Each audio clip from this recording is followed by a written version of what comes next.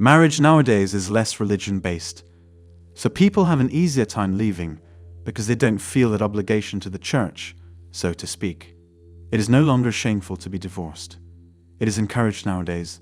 The vows, I, Felicia, take you, James, for my lawful husband, to have and to hold from this day forward, for better, for worse, for richer, for poorer, in sickness and in health, until death do us part. I will love and honor you all the days of my life. One enchant these vows like they aren't going to break it the moment they see a better man. Marriage is a risk. Divorce is the dark side of marriage. In this video, I'm not going to be talking about how divorce has ruined marriages. We are way past that. Instead, I'm going to be talking about what goes on in the divorce court, how it affects men, and what we men need to do to win if we do want to take the risk of getting married. 3 weeks ago, I was watching a divorce court case. I saw how the man broke into tears after the case. Was it because of the alimony he'll pay to his now ex-wife? Or was it because of his kids he'll now only be able to visit once every month? What exactly makes divorce hard for men? Well, everything.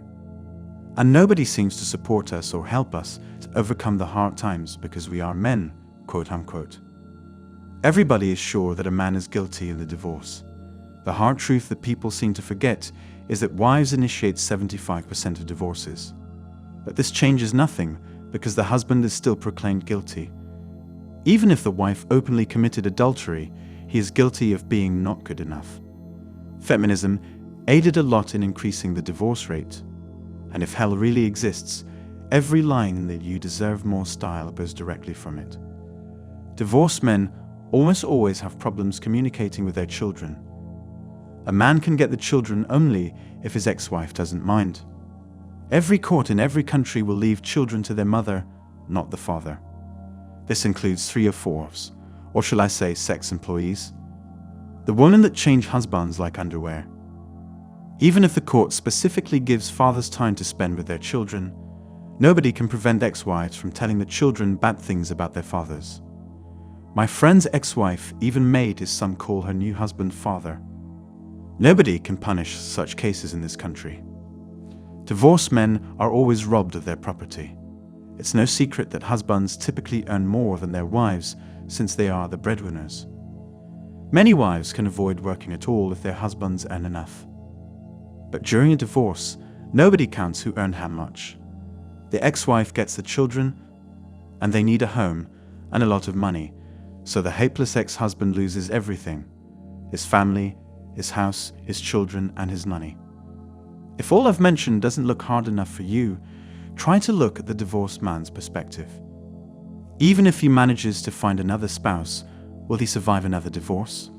A divorce seems impossible only for young men who have never experienced one. Such a humiliating experience makes the men stop believing women at all. American divorce law isn't fair to men. The family courts have been misandric since their inception. Remember, men are nothing more than automated tellers and bastards, while women are shining examples of holiness and are little more than victims that need sheltering from the evil world and the predations of big evil men. It has been this way for over 100 years. About the issue of prenup. Personally, I've never known anyone who actually had their prenup held up in court. Nothing but overturns. Even though most prenups have a clause stating the agreement was not signed under duress. These unscrupulous women still try to use the duress gimmick to nullify the agreement in order to grab more money. Unless you go the Hakini route, your assets aren't safe. Women can go into divorce court and say anything they want. When I say this, I mean lie their arse off, and the court will not fact-check any of it. And even if they find out she's lying, they'll go, "Oh, okay," and not do anything about it. There is no such thing as lying under oath in family court because they don't punish anyone for it. They will take her at her word because she's a female. If you're a male, you'll feel like you're a mass murderer in court. They will treat the woman as the second coming of Christ, and they will give her 100% of everything you own, 50% of your income if you're lucky, and you'll be super lucky if you ever see your kids a single day again. Am I exaggerating? Well, my brother went through this, and he's still going through a 4-year divorce. She took 100% of everything they owned and sold it for pennies on the dollar. Took things that my brother had, including property from before the marriage, and got 100% proceeds from that. She currently takes 55% of his income, and he hasn't seen his kids in 4 years and had to hire a private investigator just to know where they are. The sad thing is they were only married for 2 years. What did my brother do wrong? He got tired of her dragging them into debt while they were married, and he asked for a divorce. He wasn't abusive, he wasn't a bad person. She racked up $50,000 in debt in 2 years and wouldn't listen that it was going to ruin them in the long run. My brother said if she was going to continue with that debt spiral, he wanted a divorce. Guess who ended up paying that $50,000 in debt? Him. She had a job that paid twice what he made, and she quit it on a whim. If you're a male, they'll go by your earning potential. But if you're female, they'll say, "Oh, you made $150,000 in the last 17 years. Wait, but you quit your job last week. Your earning potential is 0. If you're a guy, they'll be like, "Oh, you made $100,000 for the first time ever 6 years ago. But you usually make $60,000 and got laid off, and you can only find another $60,000 position. Sorry you made $100,000 once." But that's your earning potential, and that's what we'll be basing your 30% child support pre-taxed on. Oh, that's 50% of your current income though. I'm not exaggerating at all. This is how the court system is in the US. You have to pray the woman you are divorcing has some morality. But don't count on it, because if they want, they can do all this to you and more without even trying hard.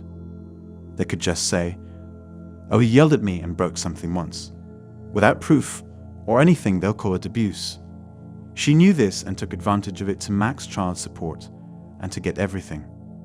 My brother's ex-wife didn't even have a lawyer the whole divorce.